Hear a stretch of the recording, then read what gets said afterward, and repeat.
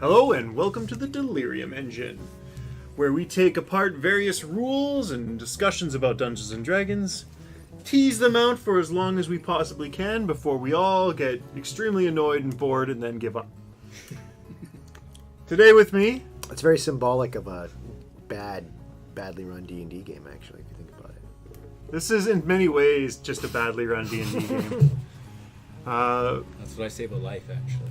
As you may notice, today with me we have Swampy, and we have the Dagwood, Mr. Dagwood, and myself, Mekhalikhar, also known as Bryant. And today we will be discussing the rules of playership, or the rules for successful players, if you will. We are on Rule 3. So, just to go over that once again, as we do in every episode, what we do is we go over the set of rules that I produced when I was in university, and we see if these rules hold true, or if they are bad. For the most part, I think most people agree with them. But, we can tease out some pretty cool discussions. With that said, though, let us move on to our topic of the day, which is Rule 3. Produce party cohesion in the pregame to avoid the tavern trope. So, what we usually do is we explain the rule, and then we move on to discussion. And I might try to do something a little bit different this cast, and I'll explain that when I get through discussing this. Okay, so we'll go through this rule first. Produce party cohesion, that is basically the party all working together, or at least having some sort of unifying element. In the pregame, which is the game before the first session starts. So that would be the discussion about, hey guys, let's have a game. We've discussed the pregame before, but maybe we'll go into exactly what the pregame is in a bit. To avoid the tavern trope. So for people who don't watch this podcast very often, the tavern trope is the... I'll just use trope. The trope that has a series of players creating characters that are completely disjoint from each other, and the GM, basically for their first session, always puts them in a tavern where they, for some reason, meet up, and then usually some, inciting incident occurs, like an ogre attacks the town square or something goofy like that, and all the PCs rush out of the inn and save the day. The joke behind the tavern trope is that everyone plays, your 5 players all play shadowy loners that sit in the corner, but there are only 4 corners, so we don't know where the 5th one goes. That's called tension. Now I want to make a pentagon tavern. Six-sided tavern. Yeah, it turns out it's like extra a corners circle. just for adventurers. Yeah. It's a summoning circle. So I guess to be complete with our explanation, since we talked about the tavern trope, the pregame is generally, like I said, that's the part of the game where we all talk about what exactly characters we're playing, what game we're playing, what everybody sort of gets together and to do, and that way every player and the GM has a pretty good idea of what the characters that are being played are, and what the character and what the game that they want to run, or that the players want run, is. So I suspect, probably correctly, that we are all very big fans of the pregame. I'll just go around the table. Swampy, are you a fan of the pregame? I'm a huge fan of the pregame. Okay, Mr. Dagwood, are you a fan of the pregame? It's the real part, yeah. Okay, so let's try to avoid the giant hug box where we all talk about how cool and smart we are, and we'll move on to sort of the next thing. Seeing as how we more or less agree with this, I guess the next question is, do you think the tavern trope is a very good trope? Is it a good stereotype for a game? Is this a positive element of Dungeons and Dragons? I think it's a trash element, and I think that every time I start a game as a player, when I'm told to make a character and I'm given kind of nothing at all to work with, and it's like you find yourself in a tavern. It is dusty. The innkeeper's dog begins licking your feet, and you tend to kick him back a little bit as your little hobbit toes move around, and you notice a lustful drow maiden across the way. Well, it turns out my halfling is not interested in women. He is gay, and he also doesn't want to do adventures, and he doesn't drink. He doesn't know why he's here. He's a straight edge gay male halfling, and doesn't want anything to do with this particular. And he doesn't even know why he's in here. Maybe he's getting some water or milk. The thing is that I didn't know where you were going with this at first, and I'm just like, why are we so far off the rails so early? But no, I see what you're doing. Continue. Yeah. So you have that, and then the DM goes, "Oh, I see," and then that's a problem because it creates a little bit of differential between the rest of the players, and it's going to be hard for you as a DM to corral these people, but as a player, you kind of sit there and you almost have to lie about your character in order to get him to interact with these people. Because let's say hypothetically on your character sheet you write down quarks and you write down social loner. Why the hell would a social loner want to talk to anyone? You have to create some type of thing, like say everyone's at the inn, and then you know what, it's a small village, and then orcs come, people are being slaughtered, and there is no way out, and you quickly find yourself that orcs bust in, and coincidentally 5 of you, which are the only people in, end up having to battle these orcs and fight your way out, etc. But then again too, from there, where do you go? So it creates no dialogue or anything else like that for the players. In your situation, all the other PCs might have been orcs, and you'd be the only halfling. Yeah, well, that's why pregame is super important, because not only does it allow the DM to hear what the players are, and allow to incorporate co-narrate things, but like as a DM, I usually shoot out. I'm like, okay, this is the type of game we're gonna play. We're gonna play pirates. You find yourself on a ship, etc., etc., etc. Go. And people sometimes make a character around that. Sometimes people, where I played some of Mekhalikhir's games, and it'll be like, okay, make your characters, why are you together, and then it goes from there. I kind of do a little bit of the opposite, where I'm like, this is what you guys, this is your starting frame, but sometimes the players make the starting frame, but they have to figure out why they're together. I think both work as long as everybody gets on the same page at the end. Yeah, because you have to have a reason why you're together. Like if you're all part of Knights of the Round Table, there's a reason you're serving someone.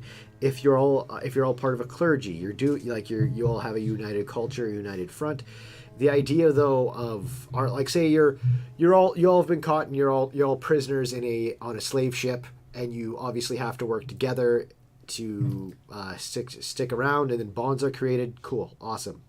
So, but with the Tavern trope, it creates too much of a pathway for things like chaotic stupid. People getting really agitated with their characters and the setting, and you don't want that. The first game is probably, in my opinion, the most important. Sets the atmosphere, sets the setting, sets the narrative, sets the idea of who your character is, and in the ability to act out that character's ideals and roles. Mr. Dagwood, is the tavern trope a good trope? Should we keep it around? Do we like it? I think the tavern trope is the saffron, in that it's not everyone's taste, and if you're going to use it, it should be sparingly for color. I actually don't like it, but I will use it every once in a blue moon, simply because it's unexpected after a while. You know, once somebody's played like 10 games where they've all started in a whole bunch of different situations saying, oh hey, what's your alignment? Day drinking. Like everybody gets to start off, and some contrived circumstance puts together a bunch of strangers. I think that can work. Generally though, I actually think that players are much too willing to play as friends, family, or loved ones right from the get-go, where they know each other's characters. And I think that's ideal, because when you're starting off in the tavern and some coincidence throws them into conflict, that's fine in and of itself. The problem is that you're also talking about 4 or 5 strangers, and that shows. The first session invariably ends up with, how do they trust each other? And quite a few characters are not trustworthy or trusting. But if they say, why does the paladin trust this rogue? And it turns out because that's his brother, well, then that's a little bit different. That throws extra conflict, and I think some extra role-playing opportunities. It throws a lot of that nonsense where people have to build up why they're friends and just kind of throws it out the window and says, all right, let's get on with the game. Yeah, you could play the lawful good paladin, the chaotic evil rogue, or whatever, as long as you have some sort of reason why these two are together. Mm-hmm. There's innumerable little reasons. And if you're doing the tavern trope and that reason that they're together is because they both like drinking at 2 o'clock, I mean, where are you going to go with that? It already doesn't set a very good precedent for what their life is like. But in addition, I just really feel like once in a while, it can work. Killing monsters for drinking money. Yeah. Okay, so that pretty much establishes very firmly that we're pretty much in cohesion about this rule. So let's change gears slightly, and let's ask the question: what is the best way to produce a pregame? What is the best way to create that cohesion? Well, I think you end up with a DM created method or a player created method. I think Just two? There's no other ways? off the top of my head, maybe I'm not that creative of a person, who knows, but those are the two primaries. Which one's better? I think it really depends on playstyle. Like, Oh, that's not an answer. that, I would debate it as an answer, because the idea of, like, me personally, I am in favor of a DM created reasoning, but however, I think that limits things in terms of player control. You also prefer DMing, so you like having control. I also do prefer DMing. So I will say, I guess to go into the psychology of it, I have some biases, and I'm perfectly fine with that, and I'll admit my hypocrisies, but Okay, so like just to probe that, Just Don Swampy. yeah. Then do you find that you basically saying it's like this is going to be a pirates game? Does this produce the cohesion that you want, or does this produce cohesion to your narrative, like as the GM, but maybe not between players? Well, what I do is that I tend to create sometimes a base narrative of saying, okay, for example, Pirates, like there's one game I called Pirates 1, because we figured that there was going to be several sub games and whatnot. I said, all right, you are crew members of this ship, so everyone has the idea of why they're together. You've been on this ship for about 2.5 years initially as hires. You've had great bonds with each other. You know each other's kind of backstories. Anything secret sent to me are right that this is not common knowledge amongst players, etc. So it creates that nice little feel of who that person is. Get them to explain it when they're in person too again, just in case there's something they want to further add, which is super important. The idea of me setting this out and like kind of the framework out first usually works out really well. They run into the problem, they react, and it completely bifurcates, or not even bifurcates. They have complete creative control on what the hell they want to do with that problem.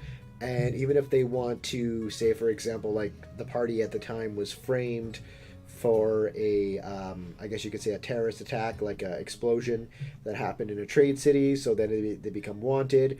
And they could have easily said, screw this, I'm leaving these isles and I'm going on the sea.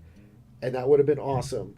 And all the things I didn't have written, just the thoughts in my head, wouldn't have mattered. And either way, they worked with what they wanted to do, and that was great. So the party control was there. The party-induced narrative was there. But the cohesion was initially set by me, so it was quick.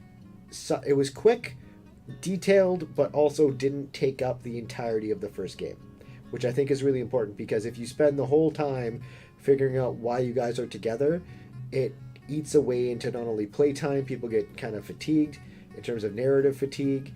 They get tired with one another almost off the hop, because I've seen that. Not everyone's like that. It's only dependent on person. So I personally am a fan of the DM framework, because sometimes players, if you have 4 players, it's consistently reliant on, because other people, everyone's got different ideals, right? Not only in terms of characters, but different players. So that's one of the reasons why I don't necessarily use the player method all the time. I've done it and it's worked out amazingly, but I've also had, and I'm not trying to sound like a dick here, mature players who are able to do that because they understand that I don't want to be chaotic stupid, etc. But you should play your character as it is, because if someone doesn't send me their character and they play a obviously Sorcerer of Asmodeus or Warlock of Asmodeus and there's a Lawful Good Paladin, I expect that Lawful Good Paladin to swing a mace or an axe or something, or a hammer, and that would be completely within character too, which is why discussion in pregame is also very important. All right, Mr. Dagwood, what's the best way of producing that pregame party cohesion? What's your best method? I gotta say, I'm a bit torn on that one, because for me, there's the way I prefer to do it, which is not very popular. Well, what the hell is it? I do like to Maybe stretch. it's the best way and we're all idiots. No, I like to stretch out the foreplay a little too much. Where for me, if it came down to what would be the ideal thing for me, I like to say, all right, let's sit down, do a session 0, shoot the shit, make some characters, discuss ideas. Because here's the thing. One of the things is that the kind of game you're going to play can depend on what the players want to play as. I like to ask them, what do you want to play? Because sometimes people really have, like, they're like, oh, I totally want to play, like, I want to play a monk rogue who, like, assassinates people with his bare hands. Okay, fine. And then you can build a campaign around that, or vice versa. People go, well, I'll make whatever kind of fits with the story, right? And so having that opportunity to sit down, eat some Cheetos, make your characters, go over these things works fine. But then it's just a hangout session, and I find that's not very popular. People really want to start playing. As you said, they don't want to spend the whole first session just hanging out. They want to start playing at some point. And so for that comes the second option that I use that is a lot more popular with players, but a little less satisfying for me, is just, I just do the dating game thing. I ask people a couple of questions, like, do you know each other? Do you know so-and-so? Okay, how long have you known each other? And sometimes they just roll a dice and be like, I've known 3 years. You've known each other for 3 years. How did you meet? Boom. And then from there, it gets rid of a lot of the chaff as far as the gameplay goes. People can make up stuff in the meantime that kind of fills in the gaps. But in the end, it's definitely a jury-rigged halfway of fixing the problem, which is ultimately, how do you get people to work together? And I kind of want to add on something as a, because this is a group game, obviously, like that's what makes D&D fun. You are, like, as a DM, you are a player too, so it's nice having something that is fun for you, because I think one of the fun things for me as a DM is seeing players grow and hearing this backstory. So have it kind of I guess challenge my own viewpoint, is that a player motivated cohesion is nice in the sense where they have, I get to see where they are, what kind of almost like what they are at the hop in action, and instead of just a narrative in word, where it's, say, in mid swing he goes, I, Gorthok of whatever, smash this man's brain in, remembering my etc etc etc etc, and kind of going from there, because you have that almost like instantaneous kind of character development, I guess you could say, but also kind of seeing how a player motivated cohesion is where it's like that the lawful goods nun reaction to Gorthok, she could be completely swooned by his muscles, or she could be completely disgusted by his brutality and be like, I begrudgingly work with him to save the village, but etc., and that is it. You know what? If I could have my dream come true as a DM, not even as a player, I just like to have fun. Yeah. As a DM, my dream would be the players would sit down and design their party together to say, how are we going to work together? How are our skills going to work together? How do our backstories work together? And then they would give that to me, and I would work from there. And that's kind of the Mekhalikhar method, I guess you could say, I ran into in the one game I played of yours, where we sat down and we were like, you're playing this, so I'll play this, etc. And I find that to be really nice sometimes in terms of optimization, but in terms of what I want to do for that session or that campaign, sometimes because sometimes I want to play the Warforged monk who isn't necessarily optimal. No. Sometimes you play a character that doesn't fit with the rest of the group because that provides storyline stressors as well, which is fantastic. Yeah. Now It's just that there should be a purpose and reason to it, I think. so the way I do it, and I don't think it's the most optimized way, but what I do is I'll have my group show up session 0 and be like, okay guys, what are we playing? And they'll all look dumbfounded. And I'm like, are we playing Dungeons and Dragons? Are we playing Shadowrun? Are we playing Star Wars? What are we playing? And then they'll be like, okay, D&D. Okay, so now we got that question. And it's this probing kind of 20 questions. But the way I sort of change it is because often players don't have answers. No, they don't. Oh, the worst thing to ever ask them is, What's the name of your character? what do you want to play? Yeah, so that's why I was saying it's not very optimized. But I always ask everybody, what do they want to play?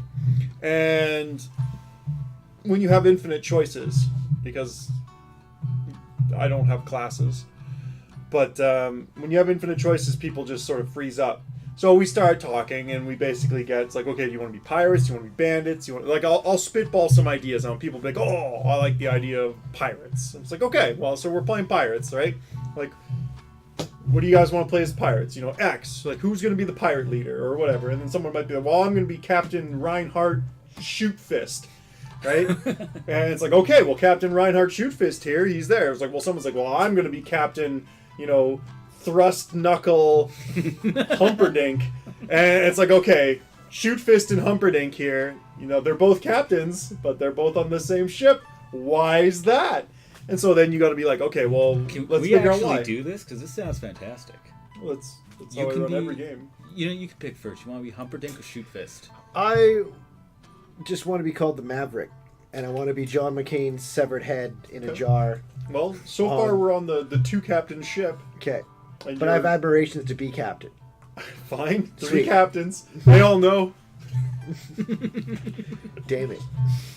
But whenever a player comes to like a stuttering point, what I will usually do is I'll just offer a very the path of least resistance answer to their question. So it's like, for example, it's, you have the dual captains. Now they're rivaling. Like, I don't know, maybe the original captain died and now they're rivals for the captain seat.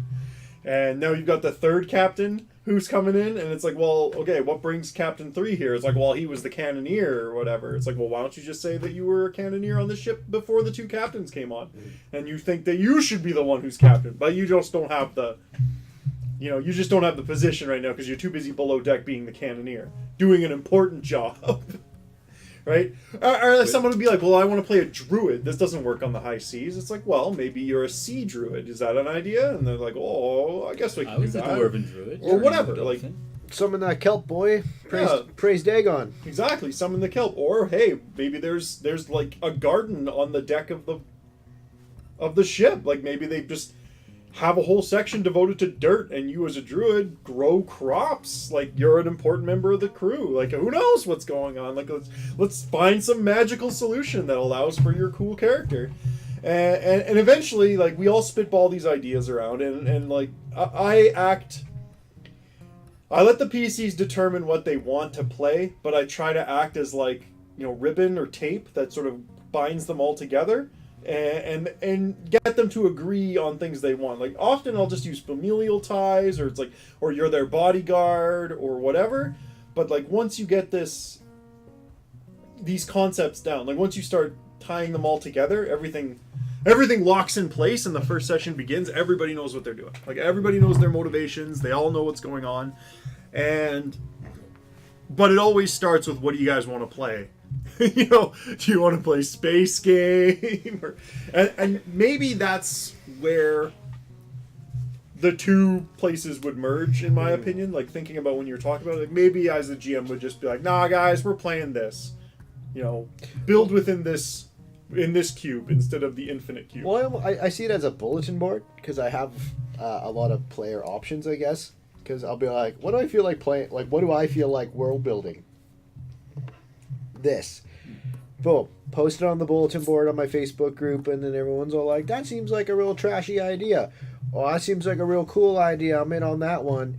and kind of first come first serve. I know who's interested. I don't always necessarily play run games that cater to everyone's setting likes, because I ran into games where I'm like, okay, cool. Like I didn't really have a proper understanding of the setting, which was my fault. And then I realized I was playing I guess more of a cyberpunky game, and I'm like, I feel like a dude with a sword who's a Neanderthal in a setting that is not really like a stranger in a strange land type of thing, which is why it's important to kind of weed out where it's taking place, what's going on, what's what kind of the common knowledge is too, because a big one too with party cohesion is saying this is the common knowledge if you have lived here, this is the common knowledge if you are a traveler here, because you're not going to know everything if you're a traveler, but you're going to pick up on certain things because you're a man foreign to the area looking in, whereas a person who is born raised there understands the political issues, like the monsters maybe in the area, but is not really as mindful as you would be going into a strange foreign place. That actually gave me two ideas. One is that I think I'm just going to start writing up a sheet of common knowledge to hand out to people. Yeah, I have one of those written up actually for the game that you two are in, except I'm an idiot and never printed it off. So Can you email me? I can email you. So my big talk here just makes me look like an asshole. So Very good. thumbs up me. Very good. But the other thing is that perhaps it's actually the way that we phrase our question, because I do the same thing. I ask people, what do you want to do, or what do you want to be, or what do you want to see, what do you want to play in? And invariably the answer is almost always, just some Tim Allen grunts.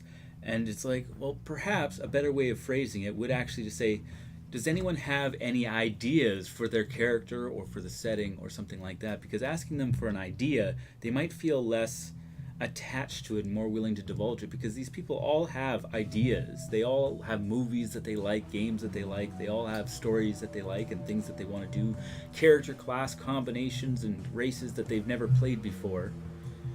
The trick is trying to tease that information out of them. Mm-hmm.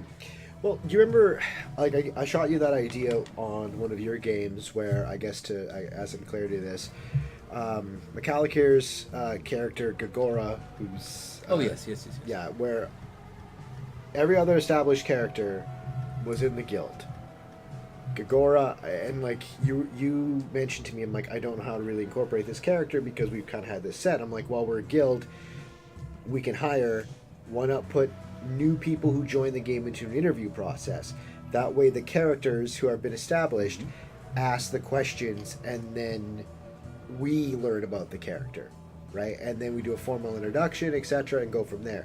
So learning about the character's motivations, or whether or not they're putting their best foot forward, etc., because most interview processes, it could be a lie, so just selling yourself, but still, it creates a good idea of what the character is. So I think there's nice little cohesion and character introduction tricks you can use to make it fun for everyone. And the cool thing is it created a power dynamic, because I felt like I was big boss man Tobias Tenderfoot questioning this woman and whether or not, do I really feel like this is the... And you're actually thinking about it, have that guild setting and have someone make 3 characters, and then get the other players to choose which one of the 3 they want to play with, because that's the new player. So, That'd be fun. But that was going to bring me to my other question is, what happens when you have new players coming in who didn't take part in the pregame? So you've got 12 sessions in, and this happens to me in all of your games. I don't think I've ever been in a pregame with any game that the two of you have ever run. And I've always come in 5-10 sessions later, and that's just how life has worked. Well, in my game, it worked out because they found you laughing on a hill at a bunch of bandits being slaughtered, and they found out that your character was, at least told them that he was the god of battle and grand adventure. Yeah. And They were all my chosen ones. Yes, and you seem like a madman, but it turns out it was actually the case. So therefore, automatically through divination, you knew where the hell they were. You knew what was going to go on. Great, and we established that in our own pre-game prior to. Yeah. So having a new player and having a new player go through his or her own pre-game with the DM is important, because you have to figure out how you're going to incorporate and go from there. With that said, though, be mindful, because I personally hate it when players are like, this is my character, this is what I want to have happen to them from level, say, 5 to 20, as we mentioned last cast, because you can't have that, because that just creates goofiness. Yeah, that's not the pregame that we're talking about. No. And I just wanted to clarify, but I think it's super important having some form of structure for that person when they come in, and having a cool thing, because really when the day they come in is a day where me as a new player I want to prove myself. I want a little bit I need to pick and choose my spotlight without stepping on people's toes. I don't know what's going on, and there's going to be common knowledge amongst the party where I don't know a damn thing, and that's perfectly fine, because that's one of my weaknesses. I don't have the same cultural base as these people. I don't have the bonds. I better learn to make them and pick my opportunity, because say if you guys are all playing mercenaries and I'm the guy who gets hired and we're going on a boat to maybe a one-way mission, but if we come back there's going to be plenty of gold for us, I need to learn how to work with you guys quick, because I'm the newbie, I'm the greenhorn. Like you create a social situation where it's important for that person to prove themselves, or any other way where you can set it where they can get a little bit of spotlight so everyone else knows where their character is and their value. Fair enough. So, seeing as how we mentioned one of my old characters, let's mention another one. Jib. In the game that you ran before that, I played a character named Jib, and I didn't make that character. No. I didn't do anything to that character. That character was given to me by the GM, and he was just an NPC character with NPC character stats, because 4th edition was a terrible system that couldn't even unify its stat basis. Yeah, well, the reason why I gave you that was because you're like, hey, I'm bored and I want to play, and I'm like, cool. Thing is that right now they're in the middle of a dungeon, a Goblin Warrens, so I was like, okay, well, they're in Mountainous Peaks. I'm gonna give him a defector. Kind of going from there, I just kind of printed something off and gave it to you. It was more or less rushed and last minute, but like some things rushed and last minute, they turn out to be one of the most memorable characters, right? And the only reason why he was named, like, he had no background, no structure, etc., except you're a goblin outcast and you're a warlock. And the thing is that because you're an experienced player, I trusted you to work with it, and you did a very good job. Other people who just go, what's my motivation, etc., because they don't have the experience, and that's fine. That's fine, because a lot of people wouldn't be able to thrive in that situation, and I'm not trying to toot your horn here, but you handled it like someone who had experience running into something and thinking on the fly, which is what D&D is sometimes. Yeah. So I guess that leads to the question, though, like, you sort of answered it, but I think, which do you think is a better method? Do you think that the GM, like, for when a player comes in post facto, hand them the D&D character sheet and say, this is Jib, he's a goblin, he's a warlock, he's going to join the party because he's defecting from his goblin tribe because those guys took away his something he liked. Yeah. Or, what character do you want to make? Okay, we'll find some way to shoehorn him in there. Let's make it happen. Well, sorry, you go ahead. Oh, thank you. I'd have to go in and say that, at least on previous point, it's definitely important that there's no real answer for how to fit a character in partway through. You just got to improvise. That's it. As far as which of the two is better, whether it's a DM or a player instigated bond, I have to say I think it's better when the players do it. For sure, they're more invested. It's more organic. I mean, otherwise, as a DM, you might as well just make everyone's characters. But I think that at some level, there is an expectation among players that the DM is going to do this. When they sit down at the table, they do expect that the DM is going to provide them with a framework to build within. I think if you're going to try to get that out of your players instead, you do need to explicitly address it. Well, I would say that by explicitly addressed, just asking them what they want to do. Like, if they don't know what they want to do and they can't articulate that, then that just means they don't really want to play. Well, it's true. You could even do a bit of a pregame thing where, prior to the pregame, send everyone a message saying, okay, when you show up on, Tuesday or whatever, say, have some ideas. Because then if people aren't put on the spot, they might have some time to sit down, they'll look up stuff, they'll think about things, they might bring some more ideas to the table. Well, and I think in Mekhalikhir's case here, like, we didn't create a pregame because I think at the time I was really busy and I didn't have the time to sit down with you, but I kind of gave you, like, at best, you were playing a goblin who was this, go. Yeah, that's improvising. And usually I wouldn't do that. The only reason why I did it was because I think I was crunched for time, you wanted to play, and we said we'd hash things out later, which we did, because turns out NPCs deal a lot of damage in 4E. Yeah, they're totally different characters with completely different power levels. Yeah, it's different than 5E or 3.5 or whatever, where like there's structural numbers and structural framework. Sometimes it's just random crap, and it's I think it's important because it's really player dependent and playstyle dependent on if someone can kind of handle things on the fly, and not everyone likes running into a situation and thinking on their feet in that sense. So you would then say that players making their own characters and then just having some sort of pre-game about like what the player should expect, and then a in-game about the party sort of accepting the new player. Like, basically you sort of talk to the party and say, okay, this character's coming in, how do you guys want to set up them coming in? And then you talk to the player. It's like the players, the party's you're gonna come in this way, in theory, this is what we're doing. So like maybe they're all at a bar, they're all like, yeah, we'll just do a tavern trope. We'll all be at the bar, this guy will be like, you guys look like some of the adventurers, can I join your team? That'll work for us. Or in our last case with Gagora there, we're all part of a guild, she's gonna have to do tryouts and we can give her the thumbs down. Yeah, I think the second one, the tryout one, like having something where people can figure out how not only they can work with the character, but not only what she can do, but also socially. Because right now, in that particular game, there's some, I guess, clashing of ideals between my character and yours, and or at least clashing of outcome, or rather who the outcome is going to favor, I guess you could say. Well, yeah, just for a little bit of background for whoever's listening who might be interested.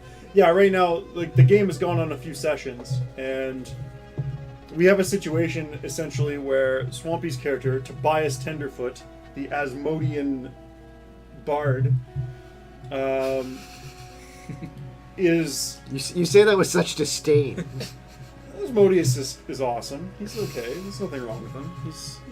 He's a solid B tier villain. Okay, fair enough. Fair enough. No, he's great. He's awesome. He's one of my favorite. But the Asmodean bard, he has like his own power structure where it's like the social network of like the queen and then the guild, and then like my character is all about producing a war machine. And as each session passes, my war machine is growing bigger and bigger, and eventually the social will be like, we got to do something about this war machine, or we have to embrace it. Social currency is almost metaphysical because it's hard to quantify things, whereas knowing how many orcs you have, or how many, I don't know, like an orchard of Ents you're going to raise, and conquer the city that I'm trying to just subvert. Yeah, like it creates a... This is defensive. These are defensive Defensive, things. Sure. Anyways, yeah. My hill giant, who's going to have full plate and walking around with a cudgel to be my personal enforcer. See, now we're just gushing hard. My evil necromancer. No, it's just all these goofy things that I picked up. Did you tell him about the necromancer? Yeah, I heard told about him that. we have an Asmodean necromancer now on our team. Yeah, now that we're talking game talk on the radio. I guess so. But that's all right. People actually, surprisingly, people watch entire sessions of Dungeons and Dragons. And Oh yeah, I've very done it. into it. Yeah, it's like Yeah. It's crazy. I learned quickly what I hate in a player and what I hate in a DM and what I like in a player and what I like in a DM. Yeah, just by watching that stuff. Yeah, because I sit there and I would sit there and be like, man, I do that. I realize that's pretty crappy of me to do. Maybe I should stop that because obviously I'm not a perfect player or a perfect DM, but I sit there and you catch yourself because the more and more you do it, the better you get at it, like anything else, right? Yeah, exactly. Sometimes I get lazy. So, okay. Yeah, me too. I suppose, let's see here. We covered party cohesion and how it's important. Actually, you know what? No, let's have another question here. What's the best kind of party cohesion? And I don't mean like DM versus player type of thing. no, I mean like what kind of party cohesion is the most?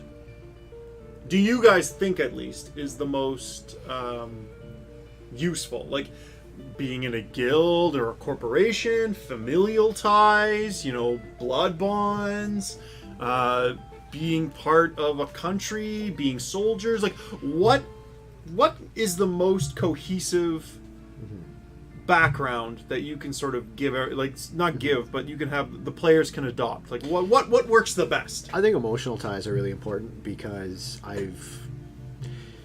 emotional ties are probably most important to me as a person. Then again, my character might say something different. Like I like to be emotionally invested in other people's characters. It allows me. Sorry. What's up, girl? It makes me want to save them.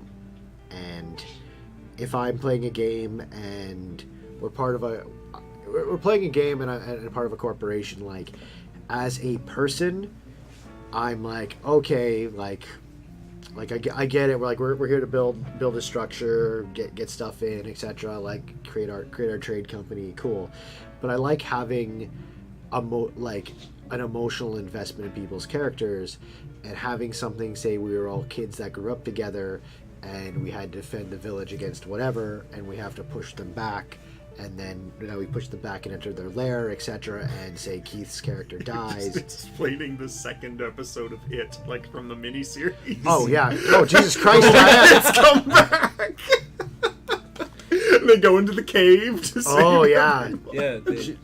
Giant spider thing. Jesus Christ! That's the perfect D&D game. Maybe it is. I don't know. It was one of the As long as it doesn't end in an orgy, But- I'm fine.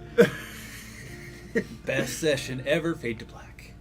But okay, so Please what's see an example podcast 3. of like how you would produce an emotional connection? So like let's say that you're right, like this is the best way to do it. Yeah, rather than say you're all part of the mercenary group, the Thrusters. Okay, well, let's you're say- all got this emotional connection. Let's how do you do that? Let's take we're all best friends since childhood, and we all went into different trades and different schools, and now we're united, and it's been a few years, and all of a sudden our village is attacked by orcs, and we have to push them back, and then we go from one point to another to their lair. And one of my guys gets killed. And the thing is that one of my guys gets killed. Why would I be upset by that? Well, my character's going to be upset by that because quite possibly I'm his best friend. There's a bunch of memories.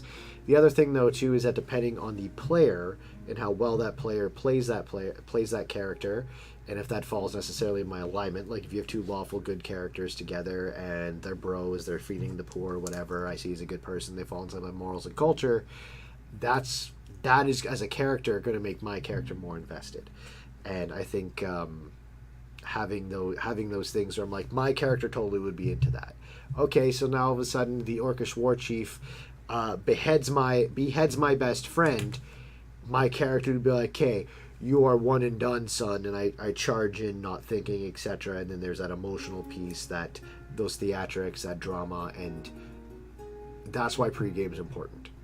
Pre-game is important because if you almost go full circle and have that tie-in from endgame or a certain situation, and have almost like say when I strike the war chief down and they say my character remembering when we went fishing, when we played Truth or Dare or some crap, and remembering all these things that just jog my memory, and in one fatal swing I behead him like he has my friend, etc. Like you can play it up, but having that pregame as a starting point for each instance and each thing, incorporating your backstory too for when something negative happens or something grand happens, like some type of spike in the story, to me is super important, because now I'm emotionally invested because of the way that person's played, because of his backstory, because of what we've been through. Because sometimes when you play D&D, struggle within game sometimes brings not just characters together, but it also brings people. Like one of my as a DM, one of the characters that one of my friends played past, and I was like, I didn't want that guy to die. I almost wished he retired 5 games earlier because I think he's so cool, but lo and behold, such is life. Okay. So you mentioned that like familial ties is probably better than just like, oh yeah, we're both drones working at the same company. Yeah. But you stressed that the bonds, regardless, it seems to be that you were saying that regardless of what the actual story is, the bond should be somehow emotional. So, at least for example, like, yeah, the family, we were best friends in high school. Yeah. You know, that's an emotional bond between the two of you. Now, you can't just blanket statement, y'all are friends. Like, Yeah. you all were friends in the day and past, like, you have to have some sort of, you have to basically create that idea. Like you talked about, there was these past things when we used to fish and all this other stuff. Well, let's do player cohesion method, right? So player cohesion method, I don't know if we want to call it that, but say me and Alex sit down and we go through our back, like incorporate our duality, our backstories together. Okay, cool. So now we've both invested in the writing.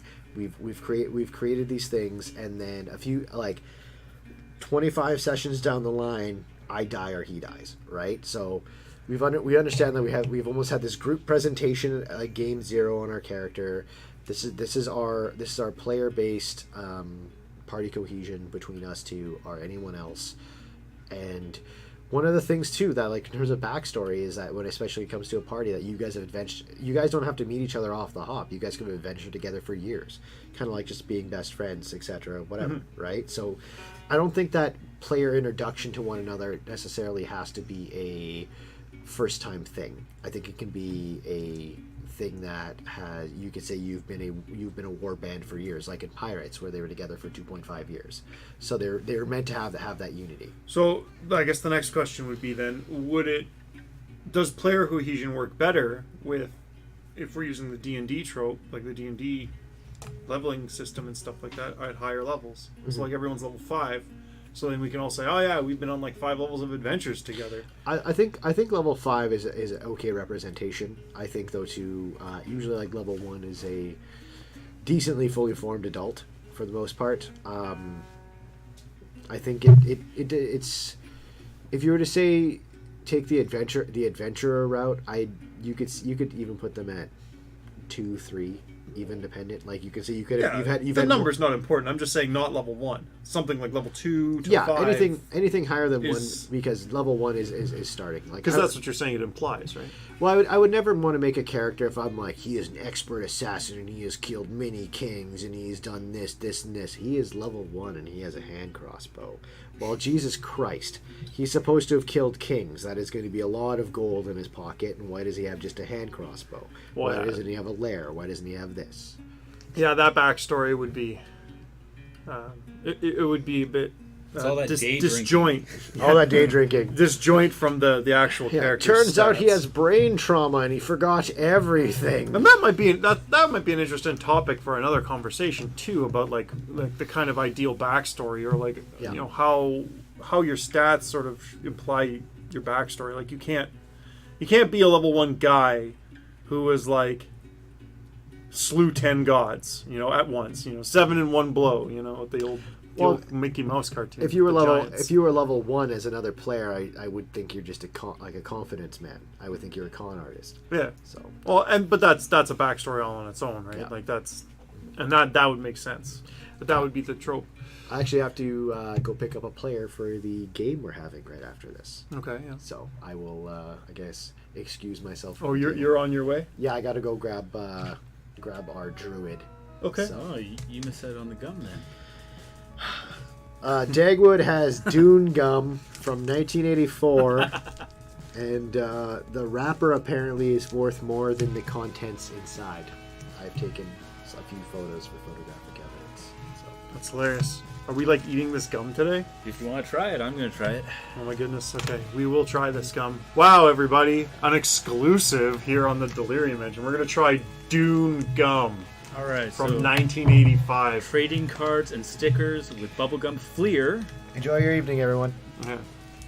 See you later, Swamps. Bye, dudes. All right. See you, man. Well, All right. But actually, if I may... yeah, go ahead. a bit- Add some stuff. I was about to ask you, what are you thinking? See, I largely agree that if there is like a hierarchy of bond, the emotional bond is definitely way better than the work bond. I mean, anytime somebody talks about whether or not they're who's their close compatriots, they're not talking about who their co-workers are half as often as they mean friends and family. So I'm actually a little bit more on the practical side though, when it comes to what I think makes good bonds for players, because emotional bonds are good. In fact, they're great.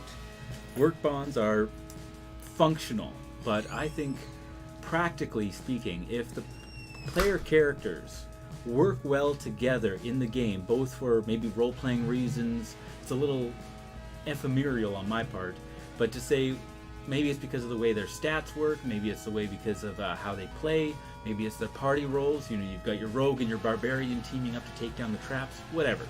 The point is, if they work well together, those bonds of need are going to build up together. And most importantly, I find that without exception, if a player finds that their character is not contributing, sooner or later they're going to want to replace that character. And so those emotional bonds end up coming to nothing. Okay, so you're saying that the emotional bonds get trumped by basically cooperate? player whims, right? Do the player characters cooperate well in game? Because that's what's going to produce these bonds anyways. It's going to make them want to save each other, and also if somebody's not, their character's not functionally helping the party, they're going to want to replace that character, and those emotional bonds are going to either fade or become, well, nothing, because they are going to retire or kill themselves or whatever. Okay.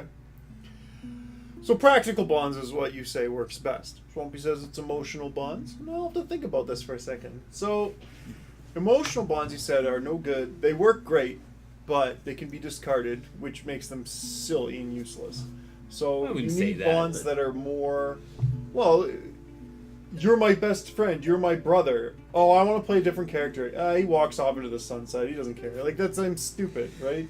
Like, Yeah. That's absurd. And so you've created this emotional bond with the character, between the two characters, and it just gets thrown away. So, like, from a narrative standpoint, that sounds ridiculous. So why not just have the bond be something like, yeah, we're guildmates, we work hard, you know, like, have it be you want a practical bond, something that if the player just wants to throw that character away, Well,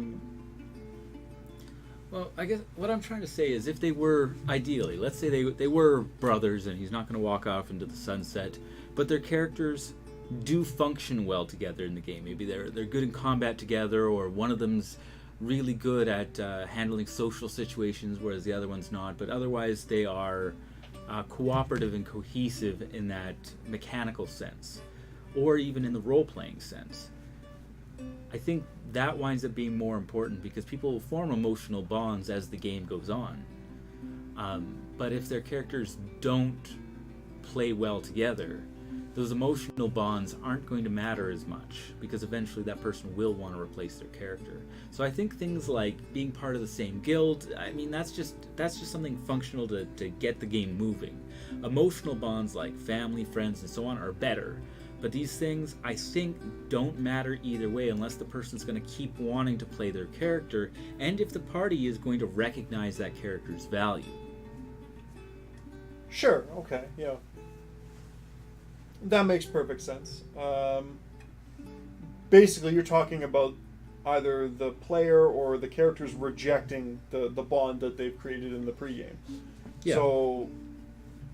So then, like I said, are you saying that it's better to have a less serious bond between characters so that you can plan for failure? Or Or are you saying that that's just the danger of having bonds in the first place? That's a tough one. I would never want to plan for failure, and I think that even these emotional bonds, even if, say, brother B goes wandering off into the sunset, if brother A is still in the game, then that can be a major part. That's the way you could work it into the story. Something happened. I mean, well, we had scheduling issues one time when we were playing with in your game way back when I was playing the sorcerer in Ravenloft, and my character and other characters had a falling out just due to a minor case of murdering him. But we were able to work in game a situation why they would split apart, and it was just mirroring the fact that we had scheduling issues, and so I wasn't going to be able to play for a while anyways. Yeah. And so it was perfect. It worked out just fine. And I think having those bonds are important.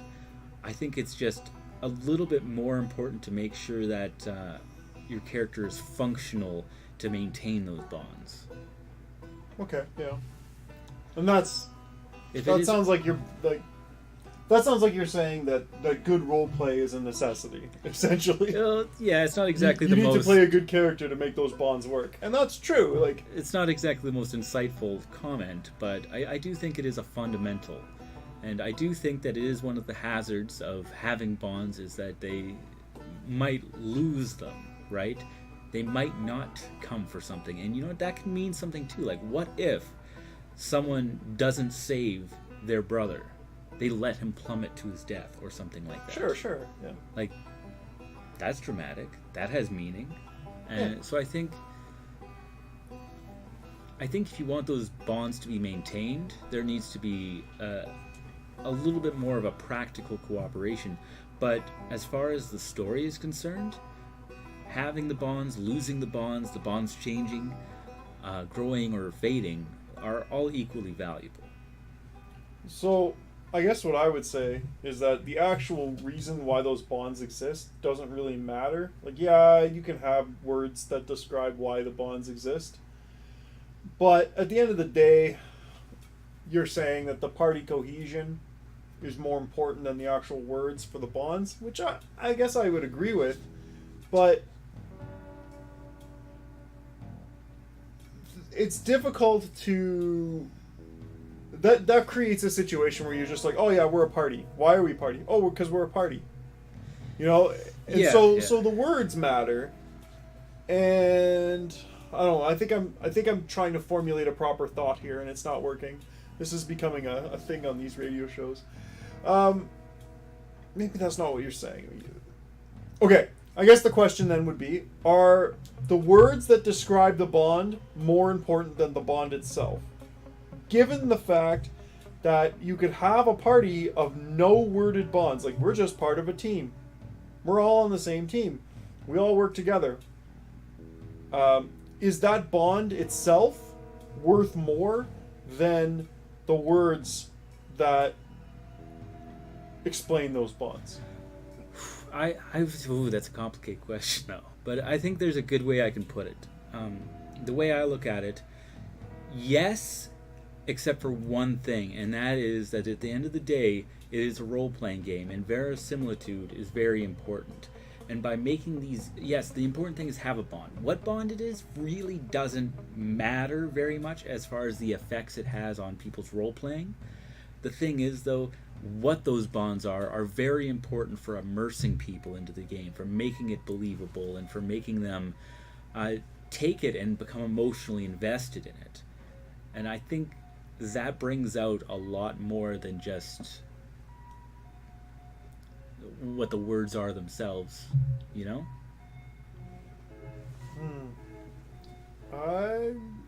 not 100% following the line of thought.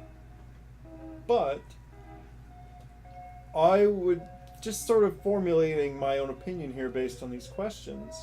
I would say that the words are probably more important than the bond itself. So, like, for example, two party members together, they have no reason to coexist other than this bond that says that they coexist together. It's just they do. Fact. Okay? this gets broken immediately. Like, as soon as one player annoys the other player, it's done. Like, that's because there's nothing that unites them, right? And now if you bind the same two characters with words, like, you are family, right? That you're brothers. This becomes, like, those words have more power to create that bond. And in that way, the words create the tension, right? Just saying that you're bonded for whatever reason doesn't create any tension. So the words create the tension. So the words are more valuable. And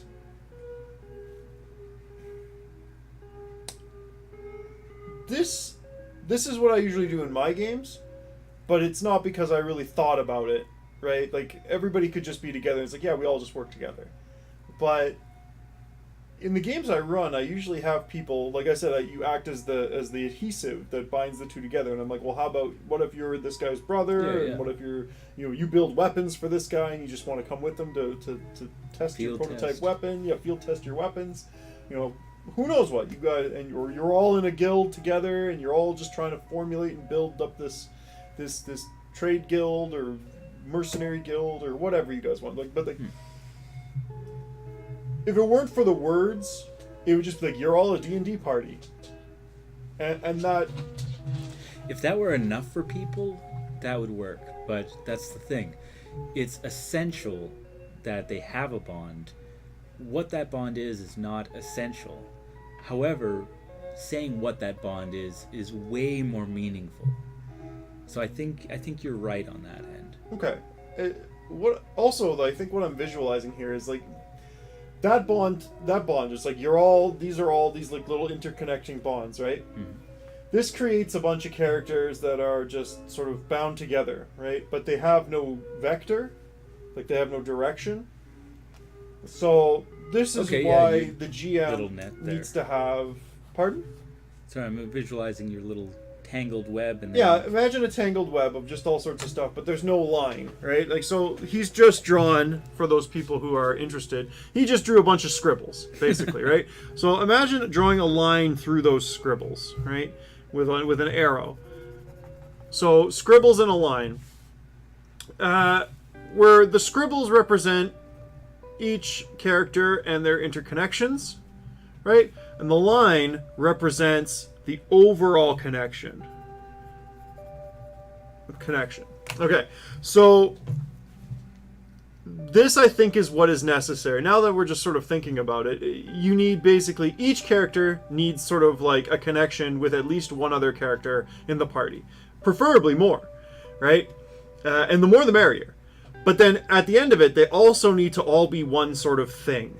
Even if it's as bad as you're a D&D party, what if it were that thing is the thing that unites them all together no matter what. And then the interconnected things are the emotional connections that each individual character has with the other individual. Because nobody has an emotional connection with the idea of being pirates.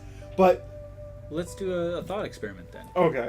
Okay, so what if we have, let's say, a group of four players, and we say they're all guardians of the king.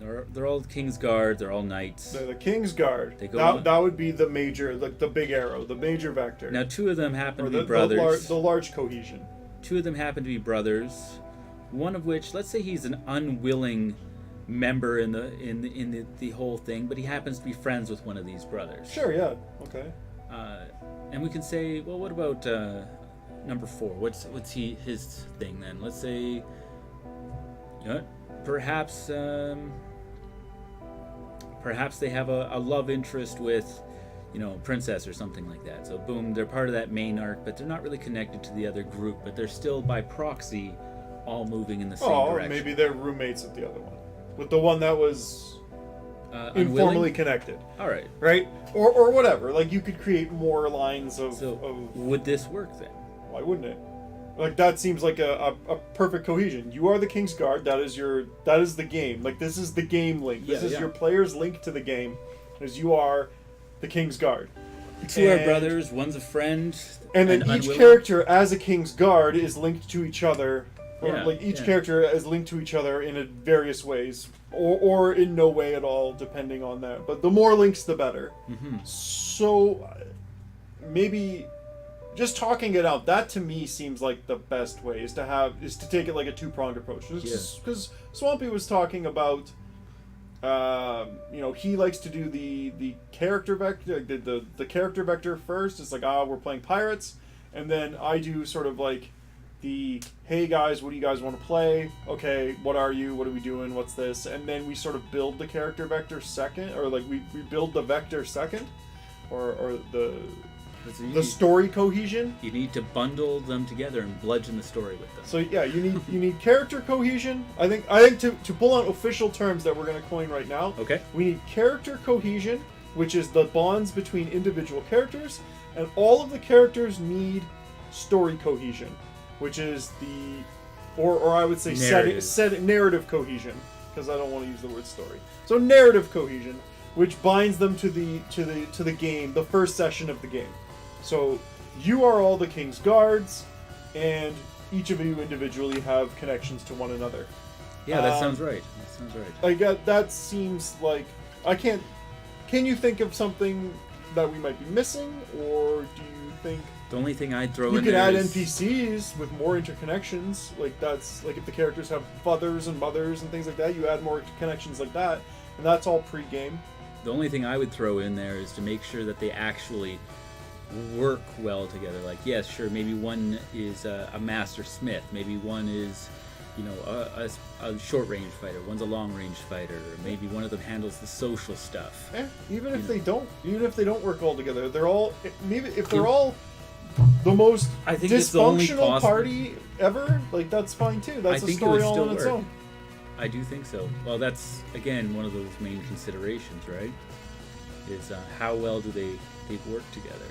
I think that's it. That would be three things that would bring parties together. Is that they have as you say, a narrative cohesion, a party or emotional cohesion, and a practical level of cooperation. Well, your emotional cohesion or your practical cohesion is just different types of character cohesion. So you're just picking a different type. A practical one would just be like, I'm saying bonds. We're both versus... members of the King's Guard. Like that is your practical cohesion. Is your attachment to the narrative.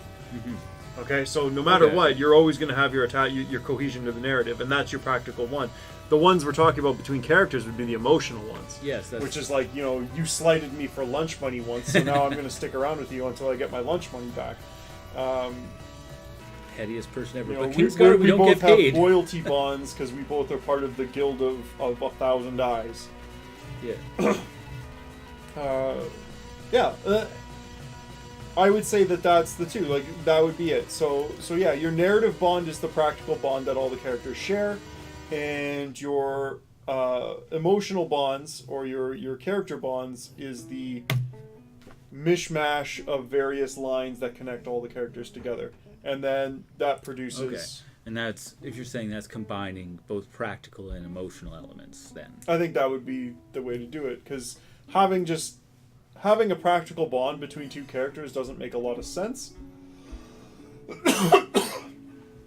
Like, if two characters are like, we're town guards, and then two other characters are like, we're alchemists at the alchemist shop. Now the GM has to produce an additional practical connector to connect the alchemist shop and the town guard, and put them together, and specifically those characters. there's some alchemical heists. Yeah, like now the town guard and the alchemist shop are working together to deal with something. Like, I don't know. That it would work. You could do it, and I think that's getting fancy, but it's by far, I think, not the most efficient way of doing things. Like, especially when you have a game like that. And you could also build a party, I think, of, both practical, like every character has both practical and emotional connections that are separate from each other, and they all connect together and form into a cohesive mass. But once again, that's getting fancy, and it's not the most practical way of doing things. Like, this is the straight poop. Yeah, I want to group the players together and send them off on a trajectory. Pretty much. And when I say a trajectory, I don't mean a plot. I just mean like you are all X.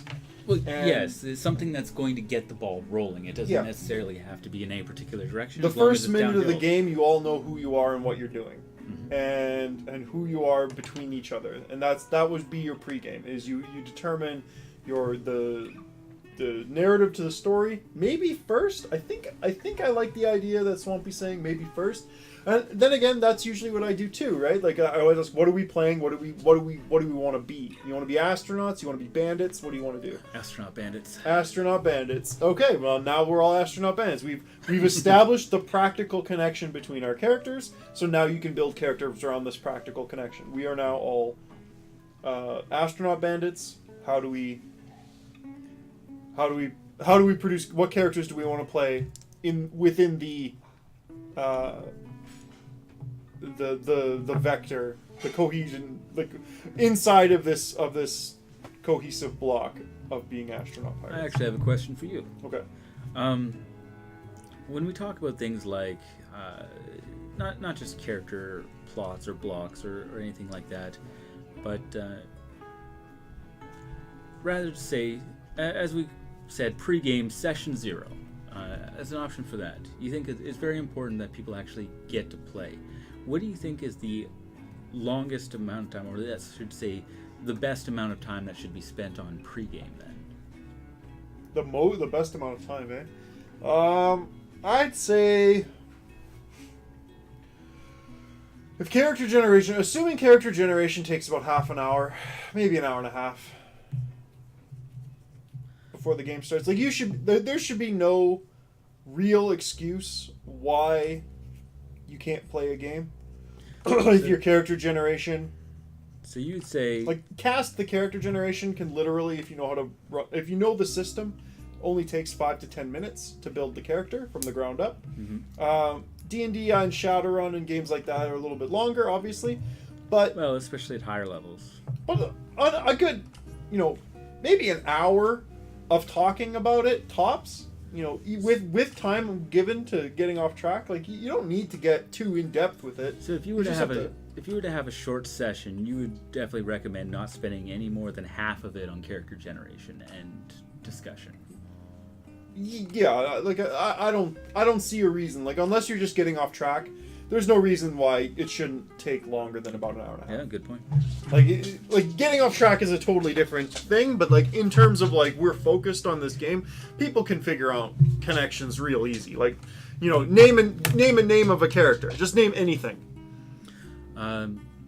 Josanne Hardfeld. Josanne Hardfeld the what? What? What is he? What is he? Just off The top of- Fabulous. The Fabulous. Okay, and I'm gonna play magician. Morg Krog, the Destroyer, Orcish Destroyer. Okay, how are we connected? What do you mean? You're I'm the a Fabulous. traveling magician. I need protection. People There try you to go. rob me all See, the time. that took us literally 1 minute. Okay, so as long as I'm accepting Besides, that, you're it's like, really yeah, good. that sounds good. Yeah, you're really good at my disappearing person in the back alley trick. Okay, so now the Destroyer Orc is now a bit of a comic relief character, and if I don't like that, I can say no, but I'll go with it, and that's fine. But literally took a minute. Yeah. Right? So I know it takes some time for players to decide, but sometimes and sometimes shooting the shit and figuring out like spitballing ideas is what produces the best ones. Maybe a bit of a time limit can actually help emphasize that and encourage it. Yeah, maybe. That might be a good way to go. I think I'm going to try it out. Yeah, that might be fun. Next time I start up a campaign, I'm going to try a couple of these things, actually. So, I think with that said, we can go on to closing topics, closing comments, if you have any. Ooh. Well, I think this was actually a really good conversation. I think it was very fruitful, and I'm not looking forward to this gum, but I'm willing to give it a shot in a minute. Oh my goodness, the gum. All right, let's do it. Let's do right. this gum. So, all right, we got Paul Muad'Dib on the cover here. Oh, let's see what the cards are. Oh yeah, we get cards. I don't have a camera because I don't know, maybe I'm scared of the dark web. Oh, the sticker is Beast Rabin. All right. Oh man. Oh, he's all sweaty. Oh, this is from the miniseries. Yeah, Or is it the movie? This is the movie, like way back. All right, so this is from that like David Lynch movie. Yeah. Oh, we got Raven. They got little taglines. A guild ship lands at the Emperor's Palace. Oh man, those Harkonnens. Now I will tell you how it will be. Oh man. Oh, Okay, so there's a card. Oh, there's Leo Atreides there, and he just killed somebody. That's probably when he killed Fade. Spoilers. Oh man, these feel very weird for cardboard. Oh man, they got little stories on the back and everything. There's Muad'Dib escaping into the rocks. Oh, we got the Baron. There's the Baron right there. Oh yeah, Baron Harkonnen's there. Oh, he doesn't have his lifters, but that's because nobody's that fat. Look at the chin on this guy. Paul grabs a hunter seeker. We all remember that scene. Yeah, man. There's the test. We got right here. The guildsmen enter. Oh yes, okay, yeah, that's with the mentats or whatever. Yeah, they've got the father and son. And what's this? Terms and definitions. Spice melange, a crop for which Arrakis is famous. My goodness, So these cards are pretty cool. I don't know, how much do you think that they would have cost? 132 Dune cards. So if anyone's collecting Dune cards, we have we got number I got 4 more 90. packs of these at home actually. Oh, he's got 4 more packs. We got 90, number 20, number 53, number 33. What's this say? A double bubble. Number 62, number 77, number 18. The terms and definitions, I think maybe you get that. Number 123, number 5, and then Dune sticker number 10 of 44, Beast Raven. Sweaty beast. And with Ali on the back. That's Oh, interesting. nice. Alright, so this says try new soft double bubble by Fleer, and I'm really disturbed that this 34-year-old gum looks Perfect. It's pink. I'll take it. We're going to go for it. 1, 2, 3. Alright, cheers. Cheers to Dune. Wow, Oh, yeah. it's like glass. Oh, yeah. It crunches in your mouth. Oh my god, it's sandy. It tastes like stale chalk. Oh, yeah, that's great. So, if we get anybody contacting us it about... still tastes a little bit like gum. Yeah, mine tasted more like chalk. Oh, yeah, I can taste the old now. Now it tastes like Grandpa's house. Alright, I'm gonna go spit it out. Oh, that is bad. Oh. Whew. Oh. That is rough. Oh, we ate it. We ate it. Ha! He spit it out, but I kept it because that's a challenge. Whew! That is tough. Oh, man. That was alright, and then got steadily worse. Go to your grandpa's house. Not grandma. Grandpa's house, okay? And just breathe it in as deeply as you can, and that's roughly what it tasted like. That dusty old people formaldehyde smell. Mothballs, yeah. So, we'll call this the Dune card Delirium engine giveaway. If you contact us, and we may be able to give away some of these Dune cards.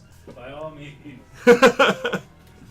All right. No go, Well, though. for all you Dune lovers and lovers of D&D games, you guys can all go out and have yourselves a wonderful night.